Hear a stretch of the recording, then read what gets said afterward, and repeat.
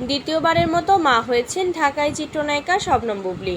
পুত্র শেহজাদ খান বীরের পর এবার কন্যা সন্তানের জন্ম দিয়েছেন তিনি। শুক্রবার সামাজিক যোগাযোগ মাধ্যমে এক পোস্ট দিয়ে ভক্তদের এই সুখবর জানান বুবলী। পোস্টে তিনি মেগাস্টার শাকিব খানকে ট্যাগ করেছেন।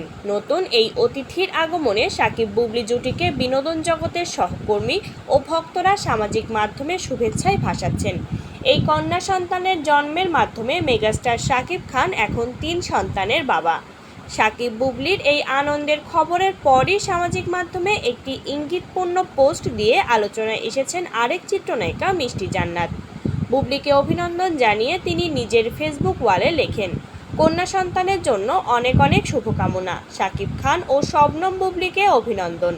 তবে এখানেই থামেননি। একটা ইঙ্গিতপূর্ণ কথা উল্লেখ করে মিষ্টি লেখেন, এই বছরে আরেকজনের জন্য অগ্রিম শুভেচ্ছা। মিষ্টি জান্নাতের এমন মন্তব্যে নেটিজেনদের মধ্যে নতুন কৌতূহল ও প্রশ্নের জন্ম দিয়েছে। অনেকেই ধারণা করছেন শাকিব খান হয়তো অদূর ভবিষ্যতে আবারও বাবা হতে চলেছেন। তবে সেই সন্তানের মাকে তা মিষ্টি স্পষ্ট করেননি।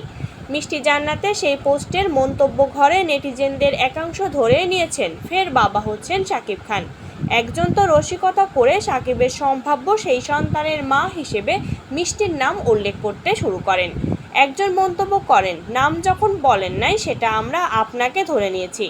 এমন মন্তব্যের জবাবে মিষ্টি জান্নাতও বেশ রহস্যময় ও রসিকতার ছলে উত্তর দেন, দিলাম একজনের জন্য আর নাম আসলো আমার, বুঝলাম না, ভালোই।